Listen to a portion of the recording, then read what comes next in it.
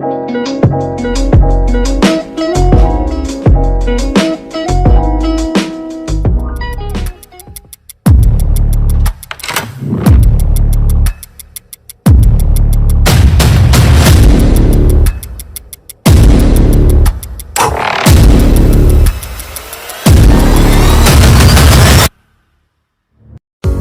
nga kulo. Maupay nga adlaw. Maupay na adlaw. Maupay na adlaw. Maupay na adlaw sa inyong tanan. Maupay na adlaw. Maayong adlaw. Buenos dias. Buenos dias. Buenas tardes.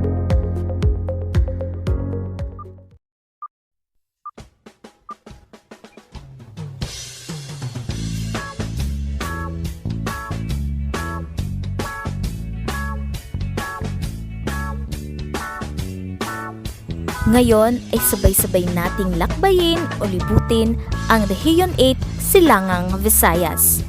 Ang Rehiyon 8 ay binubuo ng mga lalawigan ng Biliran, Samar, Silangang Samar, Timog Samar, Leyte at Hilagang Samar.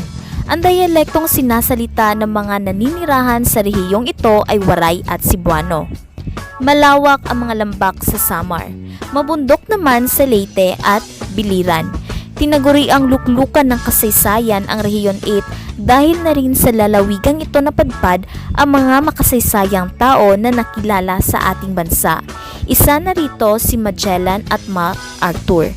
Ang pangunahing kabuhayan ng mga naninirahan dito ay ang pangingisda, pagmimina at pagsasaka.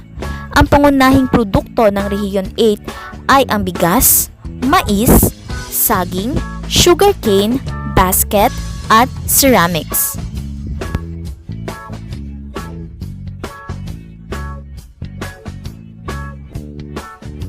Halina't ating isa-isahin ang lalawigan ng Rehiyon 8 Silangang Visayas. Una nating libutin ang lalawigan ng Leyte. Leyte, isang lalawigan sa Pilipinas na matatagpuan sa rehiyon ng Silangang Visayas. Tacloban ang kabisera nito. Matatagpuan ang Leyte sa kanlurang Samar.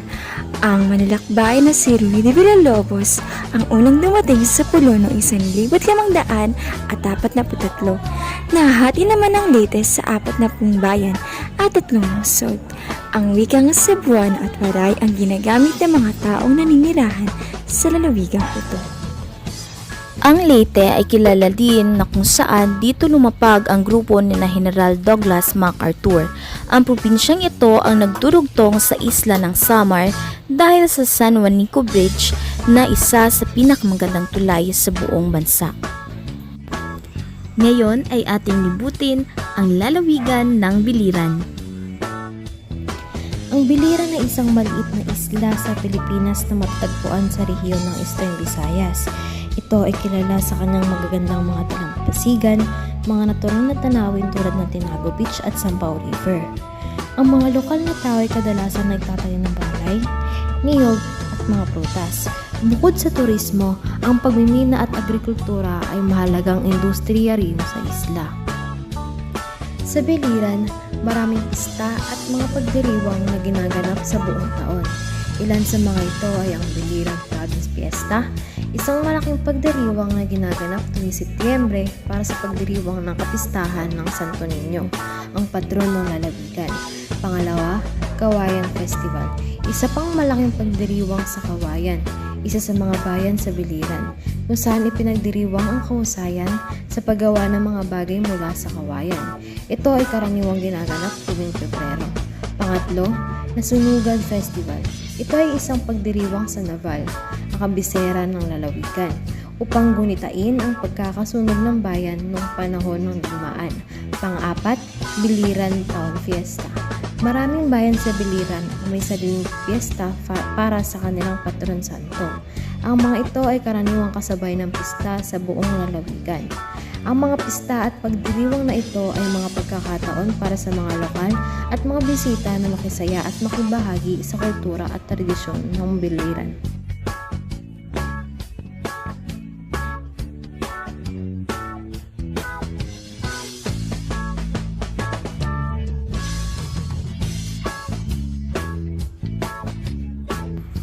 Ngayon ay libutin naman natin ang lalawigan ng Samar.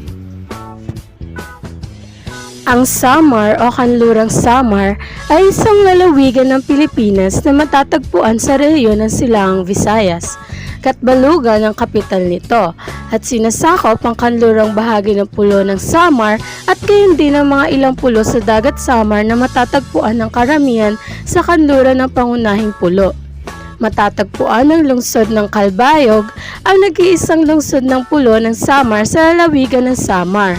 Nasa hangganan ng lalawigan ang Hilagang Samar sa Hilaga at Silangang Samar sa Silangan. Nakakabit ang Samar sa Leyte sa pamamagitan ng tulay ng San Juanico na bumabagtas sa kipot ng San Juanico, ang pinakamakipot na kipot sa bansa. Nasa timog ng lalawigan ang Golpo ng Leyte. Ilang sikat na tanawin sa Samar ay kasama ang Sohoton Natural Bridge National Park, isang magandang natural na anyong lupa na mayroong kahangahangang stalactite at stalagmite formations. Langon Gubingob Caves, ito ang pinakamalaking kuweba sa buong Pilipinas na matatagpuan sa Parana, Samar.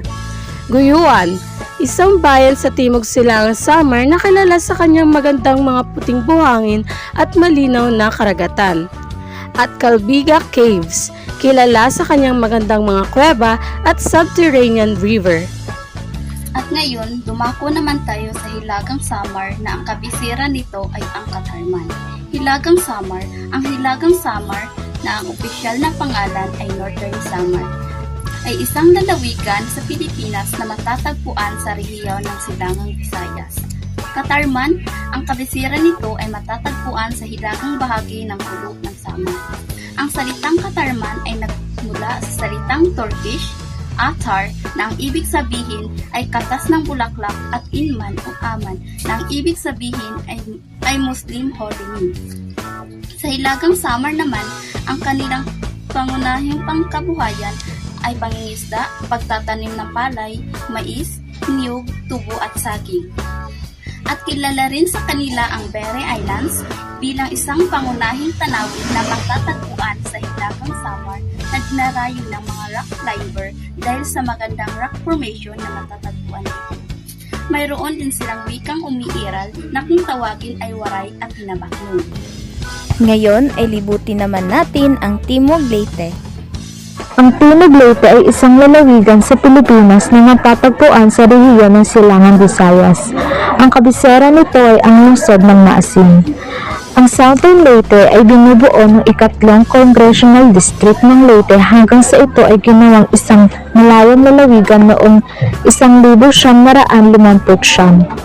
Ang probinsya ay kilala sa magandang kalidad ng mga produktong abaka nito at isa sa mga malalaking producer ng bansa ng tubo ng abaka. Ang sikat na Sinumalig Festival na tinatawag ding Sinulog sa Malitpog ay isang taunang pagdiriwang na pumapatak tuwing ika-15 ng Enero bilang parangal sa patron ng bayan, si Señor Santo Niño o ang banal na Batang Hesus. Ang Sinumalig Festival ay isang relihiyosong ritual na sayaw at parada sa kalye na nilahukan ng mga lokal at bisita. Ngayon ay libutin naman natin ang Silangang Samar. Ang Silangang Samar o opisyal na pangalang Eastern Samar ay sikat o tanyag sa tawag na The Land of Good Harbor, ay isang lalawigan ng Pilipinas na matatagpuan sa Region 8 ng Silangang Visayas. Burungan City ang kabisera nito at matatagpuan sa silangang bahagi ng pulo ng Samar. Wikang Waray at kanilang ginagamit. Ito ang unang lugar na kung saan unang nakita ni Magellan sa kanyang ekspedisyon. Sa kasaysayan, naging lalawigan ang Silangang Samar sa bisa ng Republic Act numero 4,221 noong ika-19 ng Hunyo 1965.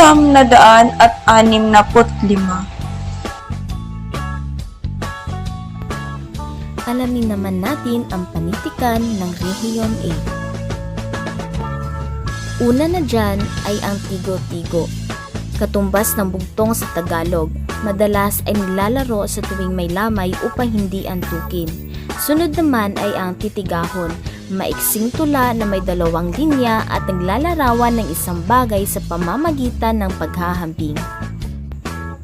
Sunod ay ang balak, amoral o ismaying, tula ng pag-ibig sa pagitan ng isang babae at isang lalaki, tumatalakay sa mga bagay sa puso na kadalasang pakanta.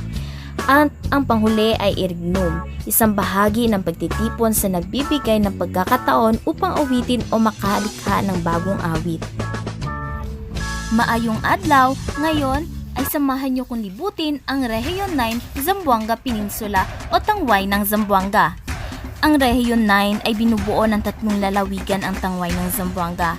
Ito ay ang Zamboanga del Sur, Zamboanga del Norte at Zamboanga Sibugay. Ang rehiyon ng tangway ng Zamboanga ay dating tinatawag na Kanlurang Mindanao o Western Mindanao bago isinabatas ang Order numero 36 noong Setyembre 19, 2001. Ang sukat ng rehiyon ay humigit kumulang 16,823 kilometro parisukat. Ang Rehiyon 9 ay may 3 lalawigan at isa na dito ang Zamboanga del Norte. Ang Zamboanga del Norte ay may 2 syudad, 24 na munisipalidad na hinati sa 587 barangay. Dipolog ang kabisera nito.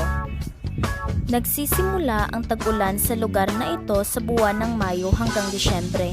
Ang Zamboanga del Norte ay mayaman sa mga yamang mineral na kadalasang non-metallic. At ang Zamboanga del Norte ay may magagandang tanawin at isa na dito ang Aplaya o tabing dagat tulad ng Sinipang Bay. May mga mahihiwagang kuwebang matatagpuan sa Manuban, Katipunan, Rojas at Labason. Isa sa mga mahalaga at makasaysayang lugar sa probinsya ng Zamboanga del Norte ay ang Dapitan Shrine, kung saan si Dr. Jose Rizal ay napatapon bago siya pinatay. At ang kasunod naman ay ang Zamboanga del Sur. Ang Zamboanga del Sur ay isa sa mga lalawigan sa rehiyon ng Zamboanga Peninsula sa Pilipinas. Itinatag ito noong 1952 at bahagi ng dating lalawigan ng Zamboanga. Ang pangalan nito ay nagmula sa mga salitang Espanyol na Zamboanga na tumutukoy sa mga lupain ng tangway ng Zamboanga at ang sur na nangangahulugang timog sa wikang Espanyol. Sa Zamboanga del Sur, maraming magagandang tanawin na sikat sa mga turista. Ilan sa mga ito ay ang malinis at puting buhangin ng mga baybayin tulad ng Waybay Beach Resort, sa bayan ng Pagadian at sa bayan ng Pitigo. Ang Dakak Beach Resort sa bayan ng Dapitan ay isang sikat na destinasyon din na kilala sa kanyang mga puting buhangin at malinaw na karagatan. Mayroon ding mga magagandang bundok at talon tulad ng Tinoyan Falls sa bayan ng Bislig, natanyag sa kanyang 7 antas ng talon at kagandahan ng kalikasan. Isa sa mga kilalang manunulat mula sa Zamboanga del Sur ay si Errol Marquita, isang premyadong manunulat ng maikling kwento at tula. Kilala siya sa kanyang mga likha na naglalarawan ng kultura at karanasan ng mga taga Mindanao. Isa pang tanyag na manunulat mula sa rehiyon ay si Tita Lacambra Ayala, isang makata at manunulat ng mga aklat para sa mga bata. Siya ay tanyag sa kanyang mga likha na nagpapakita ng kahalagahan ng kultura at tradisyon ng mga katutubong tribo sa Mindanao. Ang Zamboanga Sibugay ay isang lalawigan ng Pilipinas na matatagpuan sa rehiyon ng Tamway ng Zamboanga sa Mindanao. Bilang kabisera nito, napapalibutan nito ng mga lalawigan ng Zamboanga del Norte sa Hilaga, Zamboanga del Sur sa Silangan, at lungsod ng Zamboanga sa Timog Kanluran. Sa timog matatagpuan ang loob ng Sibugay sa Gulfo ng Morong. Ang Zamboanga Sibugay ang isa sa pinakabagong lalawigan sa Pilipinas na nabuo noong 2001 nang humiwalay ang ikatlong distrito ng Zamboanga del Sur. Ang Zamboanga Sibugay ay kilala sa iba't ibang produkto na nagmula sa kanilang agrikultura, pangisdaan, at industriyang hatian. Una, rubber o goma. Ang Zamboanga Sibugay ay isa sa mga pangunahing tagapagtustos ng goma sa bansa dahil marami silang plantasyon ng goma na nag-aambag sa lokal at pambansang ekonomiya. Palay o bigas dahil malawak ang kanilang sakahang palay sa Zamboanga Sibugay. Seafood dahil malawak ang baybayin, mayamang pangisdaan ng Zamboanga Sibugay. Dahil matamis at di kalidad ang mangga sa kanilang lalawigan. Saging dahil maraming plantasyon ng saging sa Zamboanga Sibugay. At ito ay isa sa mahalagang produkto na inululuwas ng kanilang lalawigan. Handicrafts, mga produktong gawa sa ratan, kawayan at iba pang lokal na materyales. Tanyag din tulad ng mga basket, muebles at iba pang sining kamay. Mga sikat na pagkain sa Zamboanga Sibugay. Kuratsa, isang alimangon na niluluto sa masarap na sarsa. Sati, mga inihaw na baka o manok na hinahaluan na maanghang na peanut butter sauce at kanin. Knickerbocker, isang dessert na may halo-halong prutas, jelly, ice cream at gatas. Sinuglaw, isang kombinasyon ng inihaw na pork belly at chipeche. Ngayon ay libutin naman natin ang Zamboanga City, ang mga ngalang The Pride of Mindanao, City of Flowers, Zamboanga, Hermosa at Ciudad Latina de Asia o Asia's Latina City ay mga sikat na bansag sa lungsod ng Zamboanga. Ang Zamboanga ay isang lungsod ng rehiyon ng Tangway ng Zamboanga ng Pilipinas. Kilala rin ito bilang pang-anim na pinakamataong syudad at siya ring pangatlong may pinakamalawak na lupain sa bansang Pilipinas. Naiiba ang uri ng pananalita ng mga taga-Zamboanga. Gamit nila ang kakaibang dialekto ng Chavacano. Ito ang tawag sa magkahalong wikang Kastila at lokal na dialekto. Hindi rin nawawala ang wikang Tagalog, Ingles at Bisaya sa lugar na ito. Sinasabing ang pangunahing relihiyon dito ay binubuo ng mga Katoliko. Ang iba naman ay paniniwalang Budismo at Islam. Noong 1569, nadama ang presensya ng mga Espanyol sa isang Catholic mission na itinatag sa La Caldera na ngayon ay kilala bilang Recodo. At ngayon ay sabay-sabay naman nating alamin ang panitikan ng Rehiyon 9, Western Mindanao na mas kilalang Tangway ng Zamboanga. Ang panitikan ng kasalukuyan ay binubuo ng mga manunulat na dumayo dito mula sa Luzon at Visayas. Ingles ang ginagamit na salita rito at may ilan rin na gumagamit ng Cebuano o Bisaya sa pagsulat. Sila ay kasapi ng samahan ng manunulat sa Cebu tulad ng Bathalad, Ludabi at Magsusulat. At ang karaniwan nilang sinusulat ay ang nobela, tula at maikling kwento. Epiko.